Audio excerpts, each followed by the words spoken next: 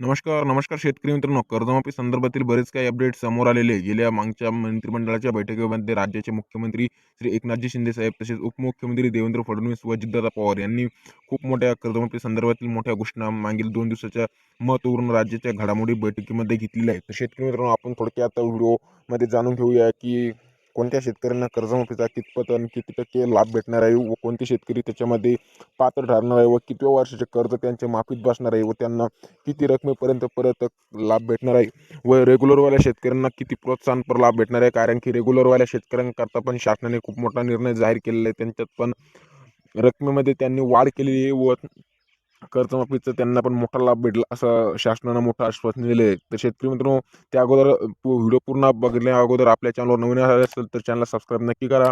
कारण की पुढचा एक महत्त्वपूर्ण अपडेट व्हिडिओ तुमच्याकरता लवकरच मी घेऊन येणार आहे. त्याकरता चॅनलला सबस्क्राईब आत्ताच करून ठेवा, कारण की पुढील एक कर्जमाफी संदर्भातील महत्त्वपूर्ण व्हिडिओ लगेच येणार आहे. तर शेतकरी मित्रांनो, तुमचा टाईम नाही घेतात, थोडक्यात आपण इथं बघू शकता स्क्रीनवरती की तुम्हाला मी इथं शो करतो की नेमकंच CM एकनाथ शिंदे साहेब यांनी त्यांच्या ट्विटर अकाउंटला एक पोस्ट केलेली आहे. तर शेतकरी मित्रांनो, इथं बघू शकता आपण की शेतकऱ्यांच्या 1,60,000 रुपयापर्यंतच्या कर्जासाठी ते मुद्रा शुल्क माफ करण्याची घोषणा मुख्यमंत्री एकनाथ शिंदेजी यांनी आज मुंबईत केली आहे. आणि बीड जिल्ह्यातील किसान क्रेडिट कार्डचे डिजिटल प्रकल्प जन समर्थचा शुभारंभ मुख्यमंत्र्यांच्या हस्ते झाला. त्यावेळी मुख्यमंत्री तिथे उपस्थित होते आणि त्यांनी कर्जमाफी संदर्भातील बरेच काही महत्त्वपूर्ण निर्णय निवडणुकीच्या पार्श्वभूमीवरती जाहीर केलेले. तर शेतकरी मित्रांनो, सर्वप्रथम आपण आता रेग्युलरवाल्या शेतकऱ्यांच्या कर्जमाफी रेग्युलरवाल्या शेतकऱ्यांकरताच थोडक्यात माहिती पाहूया.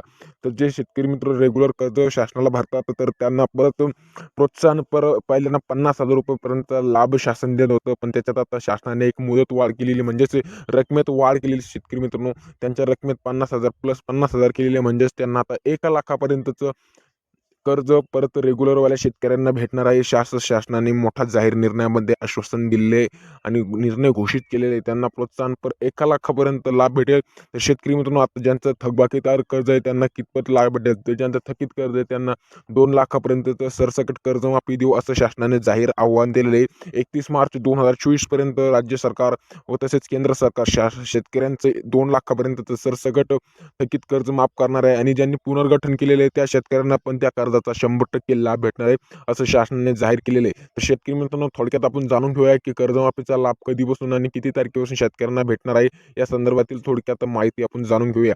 तर शेतकरी मित्रांनो, आ आता समज आज दिनांक 19-20 मार्च. तर शेतकरी मित्रांनो, राज्यात 31 मार्च 2024 पासून शेतकऱ्यांना कर्जमाफी संदर्भातील बराच मोठा लाभ भेटण्याचं शासनाने एक मोठं आश्वासन दिलेले आणि आपले बँक खाते चेक करा असंही राज्याचे मुख्यमंत्री एकनाथ शिंदे यांनी मोठी घोषणा केलेली आहे. तर शेतकरी मित्रांनो, ज्यांनी समज 2019-20 कालावधीमध्ये 2014 ते 19 पर्यंतचं कर्ज आहे ते पण त्याच्यात माफ बसणार आहे.